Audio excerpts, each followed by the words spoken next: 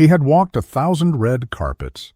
He had been the center of 1,000 rooms. Entire cities had bent themselves around his presence, and Hollywood, an industry that chews through legends the way it chews through everything else, had never quite managed to swallow Jack Nicholson whole.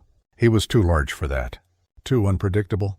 Too much. But on this particular night, in December of 2003, something happened on a red carpet in Los Angeles that nobody in attendance would forget for the rest of their lives.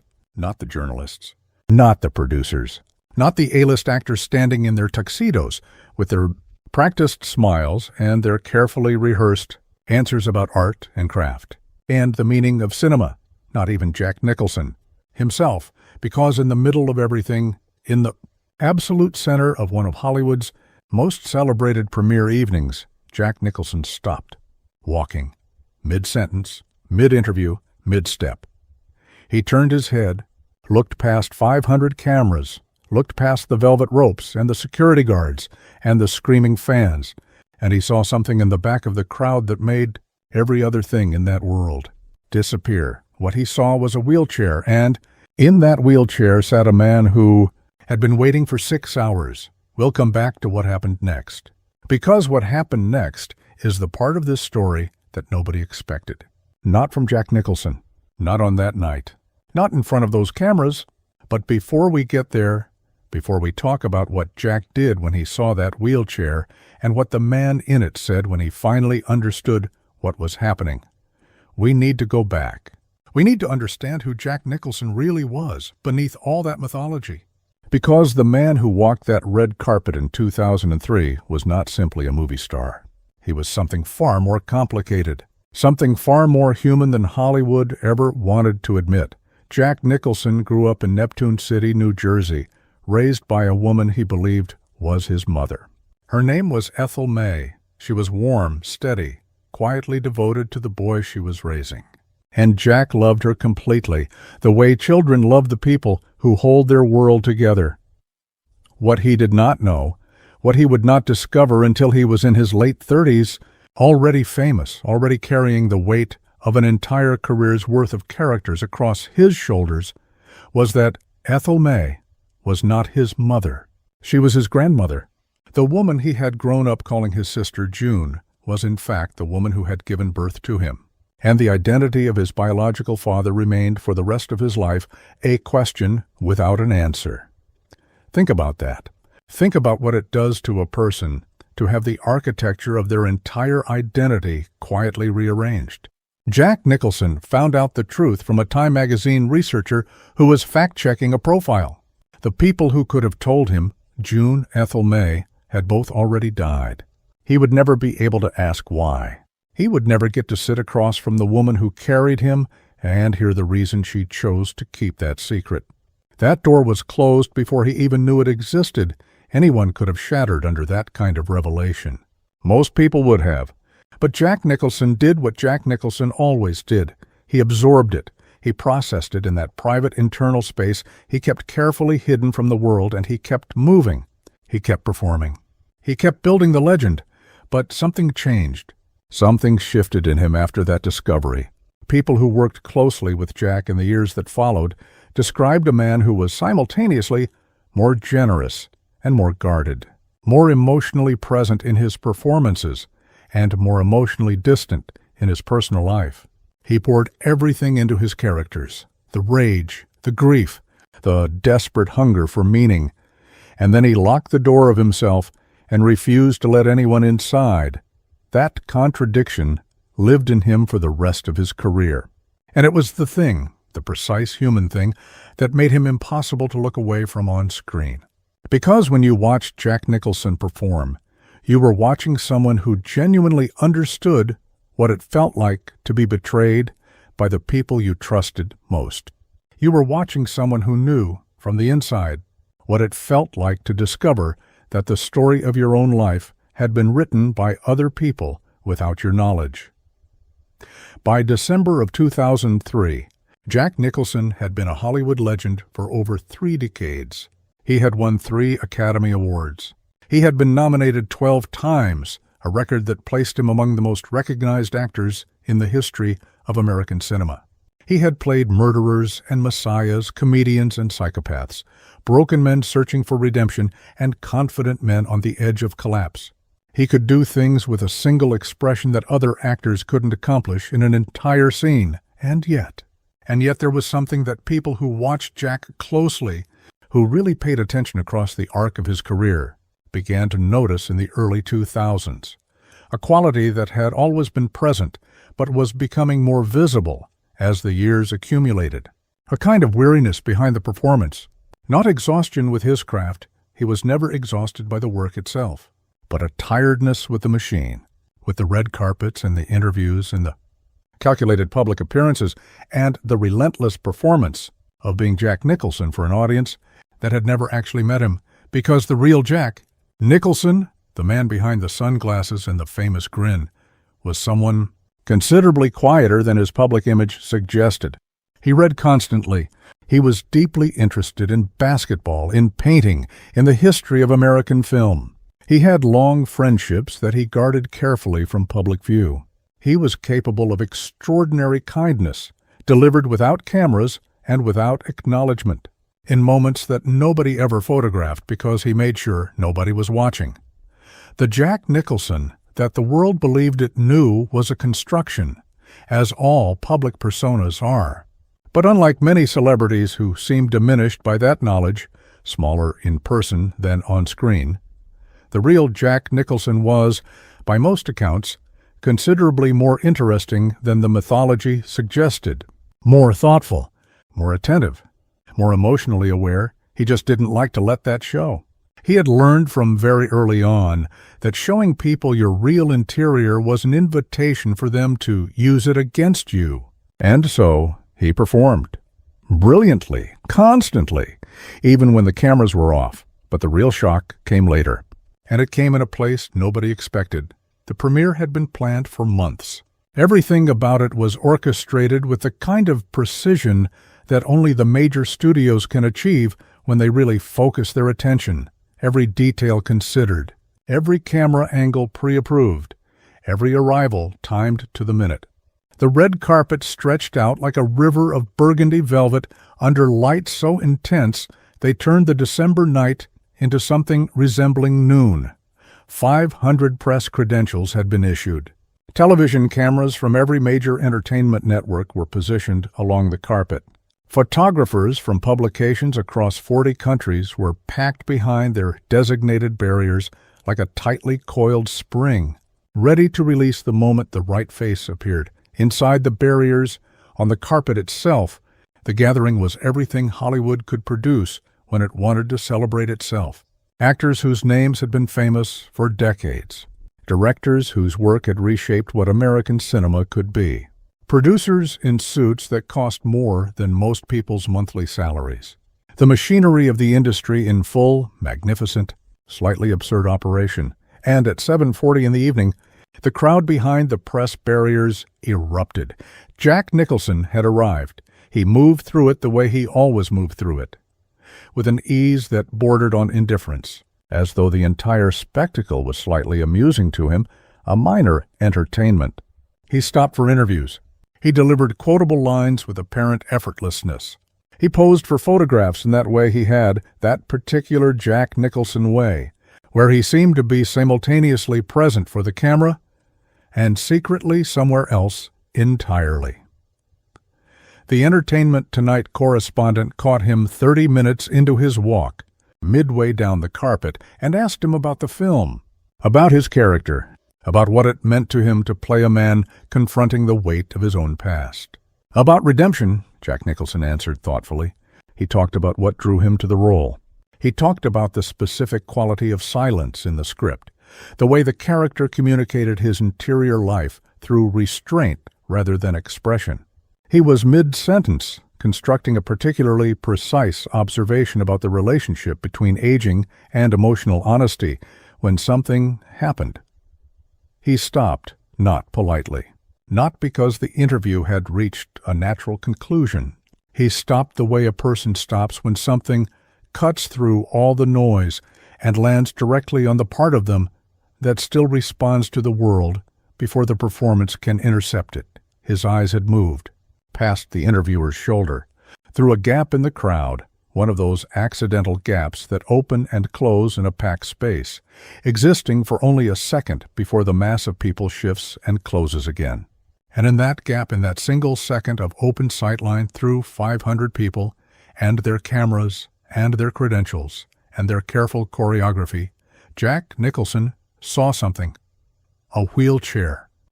Positioned behind the last barrier, behind the press, behind the credentialed photographers and the entertainment reporters and the VIP guests. Pushed back as far from the action as it was possible to be while still technically being in the same general vicinity. The wheelchair was occupied by an elderly man, a man wearing a military jacket that had seen better decades, a man whose head was turned away from the carpet, whose shoulders were doing something that, even from 50 feet away, read unmistakably as grief. He said, "Excuse me," to the interviewer, and then Jack Nicholson walked away from the interview, away from the lights, away from the 500 cameras, away from the red carpet and the velvet ropes and the 40 years of Hollywood machinery that had built itself around his name. He walked directly toward the back of the crowd, toward the barriers, toward the man in the wheelchair. And nobody, not the security personnel, not the producers with their headsets, not the studio executives who had choreographed every second of this evening, nobody quite knew what was happening or how to respond. The crowd parted, not because it was asked to, because something about Jack Nicholson's face in that moment communicated that this was not a negotiable situation. Now, before we get to what happened when Jack reached that wheelchair, before we get to the moment that left a theater full of Hollywood's most powerful people standing in silence, we need to talk about the man in the wheelchair. Because this story doesn't belong to Jack Nicholson alone. It belongs, perhaps more completely, to a 67-year-old veteran named Raymond Cole, who had arrived at that premiere at 2 o'clock in the afternoon, 6 hours before Jack Nicholson would see him from across a crowd of 500 people. Raymond Cole had served 2 tours in Vietnam with the 1st Infantry Division. He had come home in 1971 with injuries that eventually cost him full mobility in his legs, with a Purple Heart that he kept in a shoebox under his bed, and with the particular psychological weight that Vietnam veterans carried back from that war, a weight that the country spent years either ignoring or actively dismissing. The years after, Vietnam had not been gentle with Raymond Cole. Marriage that dissolved under the pressure of PTSD that nobody was calling PTSD yet, because the language hadn't caught up with the reality. Work that he could find and then couldn't find, and then could find again, always at a lower level than before. A slow negotiation with his own body as the injuries compounded and mobility became something he had to fight for, rather than something that simply existed. By the time he was in his mid-50s, Raymond was living in a VA-assisted facility in North Hollywood, sharing a common space with other veterans, surviving on a disability payment that covered rent and medication and not much else. What Raymond Cole had, in the absence of almost everything else, was movies, specifically.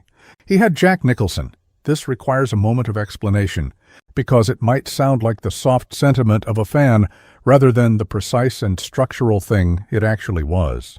Raymond Cole had not simply enjoyed Jack Nicholson's films the way a person enjoys entertainment.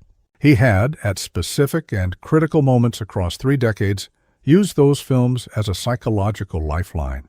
One Flew Over the Cuckoo's Nest, which he had seen in 1975, 4 years after returning from Vietnam, during a period when he had been seriously questioning whether he wanted to continue existing, had done something to him that he spent the rest of his life trying to accurately describe.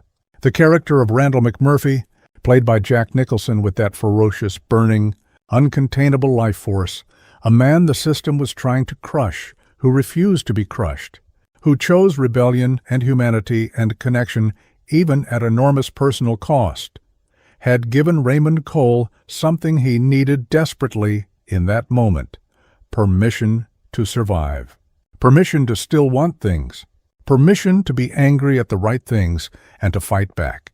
He saw that film 11 times in the year it came out. 11 times he sat in the dark and watched Jack Nicholson refuse to be diminished, and 11 times he came out slightly more capable of making it through the next week. As good as it gets, 20 years later, a different kind of film, a smaller story, a man learning painfully and awkwardly and against his own instincts how to let other people matter to him, had been the movie Raymond watched on a loop in the period after his wife left. Because the Jack Nicholson character in that film was a man who genuinely did not know how to love people correctly, who had built elaborate defensive systems around himself to prevent anyone from getting close enough to hurt him, and who discovered that those systems were destroying him from the inside out. Raymond recognized that man, recognized him with a specificity that made the recognition uncomfortable and necessary at the same time. So when the film being premiered on this December night, the film whose premiere had drawn 500 journalists and every important person in Hollywood to this red carpet, turned out to feature Jack Nicholson in a role that Raymond's daughter had described to him as, "Dad, it's basically your story. I'm serious. You need to see it." Raymond had made a decision. He was going to be there, not inside. He knew that was impossible. Premiere tickets were industry only, and Raymond Cole's industry connections numbered exactly 0. But there was a sidewalk, and there were barriers, and somewhere on the other side of those barriers, at some point during this evening, Jack Nicholson would walk past. And Raymond had waited 6 hours for that moment. Sarah Cole had driven her father from the VA facility in a rented, accessible van. She had taken the day off work. She was a registered nurse, working double shifts at a county hospital to cover expenses that her own salary barely reached, and she had spent 3 months organizing this evening around the singular goal of getting her father close enough to catch a glimpse of Jack Nicholson. She had not told Raymond how many times security had turned them away from better positions. She had not told him how many people had pushed past them without apology as the crowd thickened through the afternoon. She had absorbed those small defeats quietly, redirected them, kept her father's hope intact while managing her own private recognition that this might not work the way she had planned. They had arrived at 2 o'clock. It was now almost 8. 6 hours of waiting in a crowd that had grown increasingly dense and decreasingly accommodating as the premiere approached. 6 hours of Raymond asking, at intervals, whether he might be able to see anything, and Sarah answering with variations of soon and maybe, and let's wait just a little longer. At 7:45, the crowd erupted around them. Jack Nicholson had arrived. Raymond tried to see. He craned his neck, shifted in his wheelchair, tried every angle his limited mobility allowed. What he saw was the backs of heads, a forest of shoulders and phones and press credentials rising between him and the thing he'd spent 6 hours trying to reach. 50 feet away, something important was happening. He could hear the cameras. He could see the flash of light. He could feel the energy of the moment pressing against him from a distance that might as well have been 50 miles. "Can you see him?" Raymond asked his daughter. Sarah was standing on her toes, holding her phone above her head, trying to photograph something through the crowd, trying to give her father evidence of the moment, even if he couldn't experience it directly. "He's there," she said. "He's on the carpet." "But there are too many people, Dad. I'm sorry. I can't. There are just too many people." Raymond Cole sat back in his wheelchair. He looked at his hands, his weathered, scarred hands that had held a rifle in a jungle half a century ago, that had built things and repaired things and eventually stopped being able to do either. He looked at those hands, and something in him that had been holding on very tightly for 6 hours released. A single tear tracked down his face. Sarah saw it. She knelt beside him. Dad, I'm sorry. I thought we could—" "It's okay," Raymond said quietly. His voice was steady, which somehow made it worse. The steadiness of a man who has had a great deal of practice accepting disappointment. "It's okay, sweetheart. At least we tried, and that is where the story could have ended. That is the version of this evening that would have happened in almost any other version of reality." An elderly veteran, invisible at the back of a crowd, crying quietly in a wheelchair while 50 feet away, a celebrity walked a red carpet surrounded by every light the industry could shine on him. the kind of invisible sadness that happens constantly, everywhere, in every city, to people who have given things that the world forgot to notice. But Jack Nicholson saw him. He saw the wheelchair in a gap in the crowd that existed for perhaps 2 seconds. He saw a man in a military jacket whose face was turned away. He saw shoulders moving in the particular rhythm of someone who is trying very hard not to cry and failing. And something happened in Jack Nicholson that he would later, in the one interview where he spoke about this evening, struggle to articulate precisely. "I've played soldiers," he said. "I've played men who came back from wars and didn't know how to come back. I've read the scripts, done the research, talked to veterans. I thought I understood it, and then I saw him back there, pushed behind everyone else like he wasn't supposed to be in the way, and I understood something I hadn't understood before. Not from research, from just looking at him." He said, "Excuse me," to the interviewer, mid-sentence, and walked away. The Entertainment Tonight correspondent stood holding her microphone, trying to process what had just happened. The producer in her earpiece was asking her what was going on. The camera operator was already swinging to follow Jack, because something in the quality of his movement said this was the story now. Security moved to intercept. Jack looked at them with an expression that required no words but communicated very clearly that interception was not a realistic option. He kept walking. He reached the barrier. He looked through it at Raymond Cole, whose face was still turned away, who had not yet realized that the thing he had waited 6 hours for was standing 3 feet behind him. "Sir?" Jack Nicholson said. Raymond Cole turned around. Raymond looked at Jack Nicholson. He looked at him the way a person looks at something their brain hasn't fully authorized yet, with a kind of suspended disbelief, a held breath, a refusal to complete the recognition until the evidence accumulated enough to make doubt impossible. Jack looked at the military jacket, at the posture of a man who had spent decades carrying weight that hadn't lightened. "You served," Jack said. Not a question. Raymond managed to nod. "Vietnam?" Another nod. Jack Nicholson looked at the metal barrier between them. He looked at it for approximately 1 second, the calculation visible, the decision immediate. And then, in a movement that would be photographed from 17 different angles and broadcast on every entertainment news program for the following week, he stepped over the barrier and crouched down beside Raymond Cole's wheelchair. The crowd gasped. Not a polite, restrained sound, a genuine, involuntary, collective intake of breath from 500 people who had just watched something they hadn't anticipated. Cameras turned. Reporters started moving. A studio executive grabbed a walkie-talkie, but Jack Nicholson was paying attention only to the man in front of him. "What's your name?" he asked. Raymond Cole's voice, when it came, was barely above a whisper. "Raymond. Raymond Cole, 1st Infantry Division. 2 tours? 69 to 71. Jack Nicholson put his hand on Raymond Cole's shoulder. Not a performance. Not a gesture calculated for the cameras that were now pointed directly at them.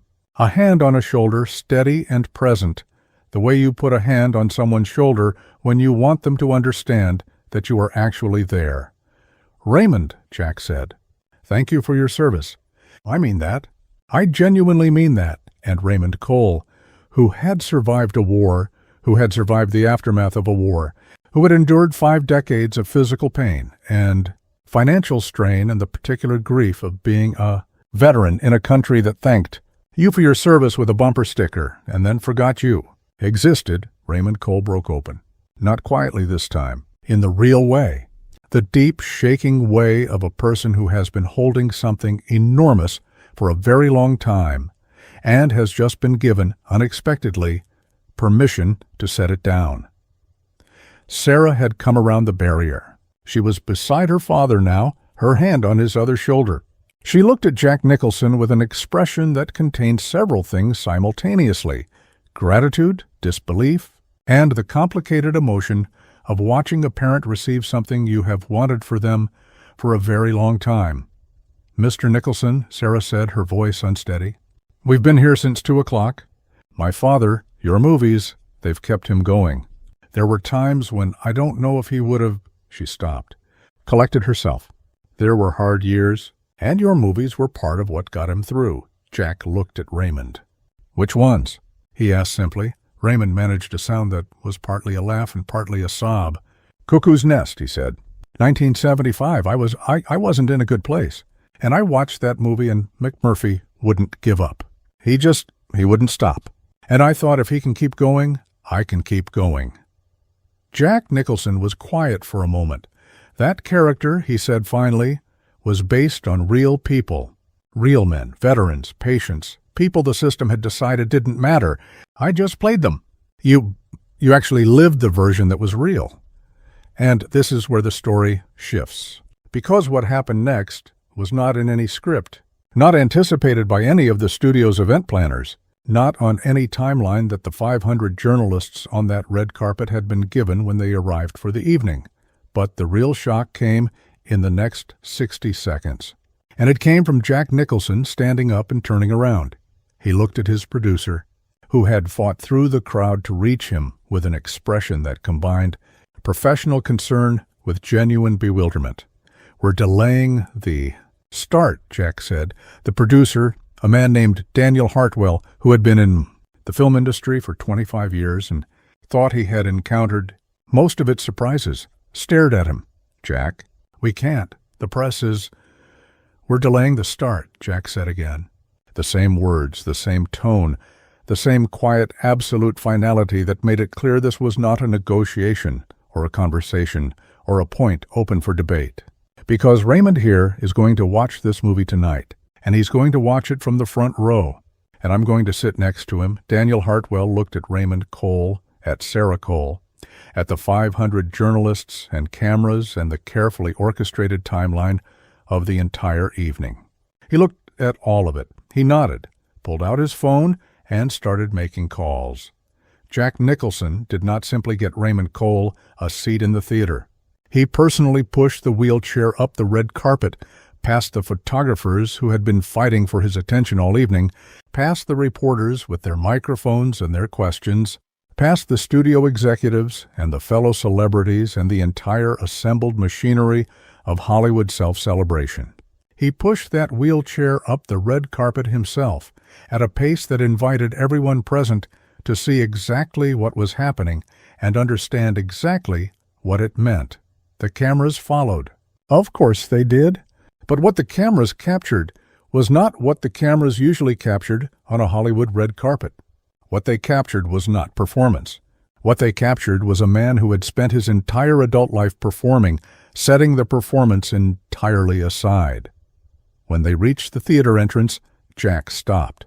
He turned to face the assembled crowd, the celebrities, the press, the waiting premiere audience.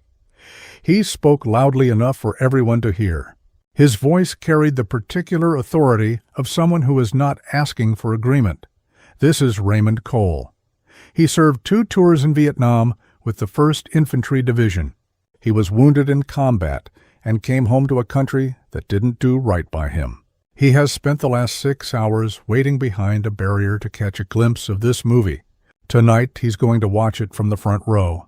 Because if anyone in this building deserves to see a story about what happens to men after they come home from war, it's a man who actually came home from war.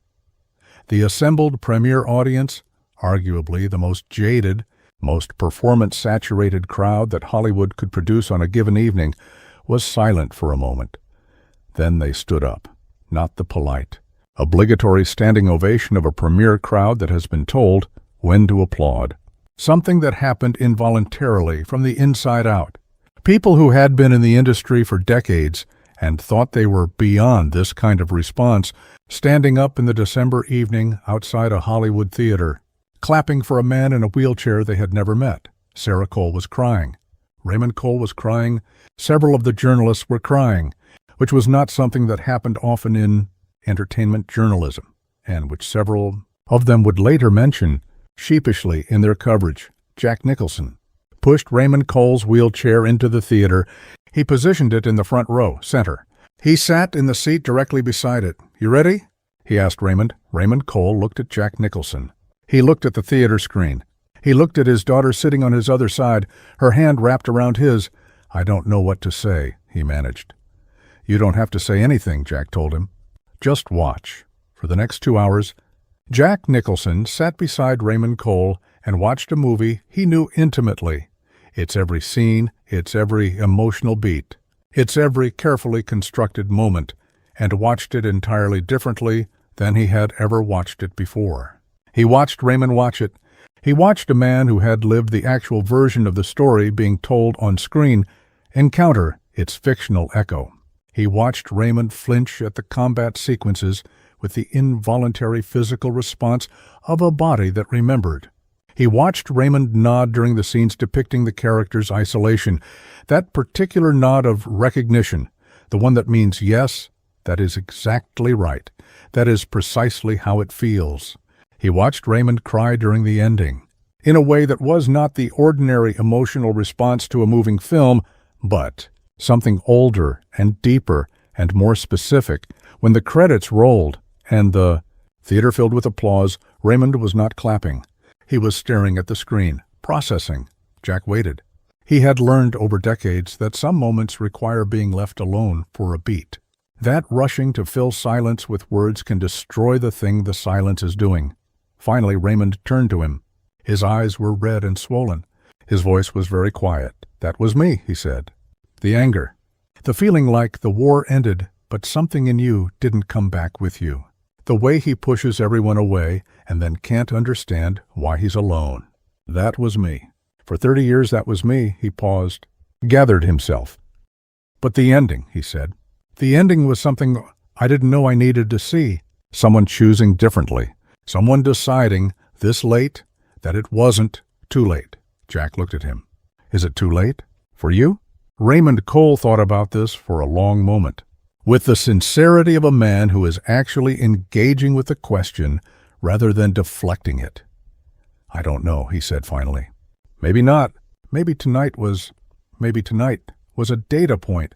Jack put his hand on Raymond's shoulder again. "You've always mattered, Raymond. You mattered every year that the world forgot to notice. Tonight's just the night someone finally said it out loud.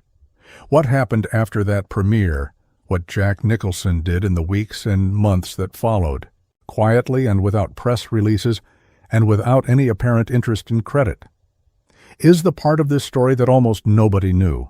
And it is the part that, in some ways, matters most. The morning after the premiere, Jack called Daniel Hartwell. "I need you to find out everything about Raymond Cole's situation," he said. "VA housing, medical coverage, financial situation, everything." Hartwell found out. The picture was what you might expect if you knew anything about how the country treated its veterans from that era. Raymond's disability coverage met some of his needs and missed others. His housing was shared and sparse. There were medications he needed that his coverage didn't fully address. There were accessibility requirements in his daily life that weren't being met. The gaps weren't catastrophic. Raymond was surviving, but they were real, and they were the difference between surviving and living. Jack addressed them. Privately, through a nonprofit structure that Hartwell set up, not as a news story, not as a charitable initiative with press coverage and tax benefit announcements, but as something closer to a correction, as though Raymond Cole's situation was a mistake that required fixing, and fixing it was simply the right next step.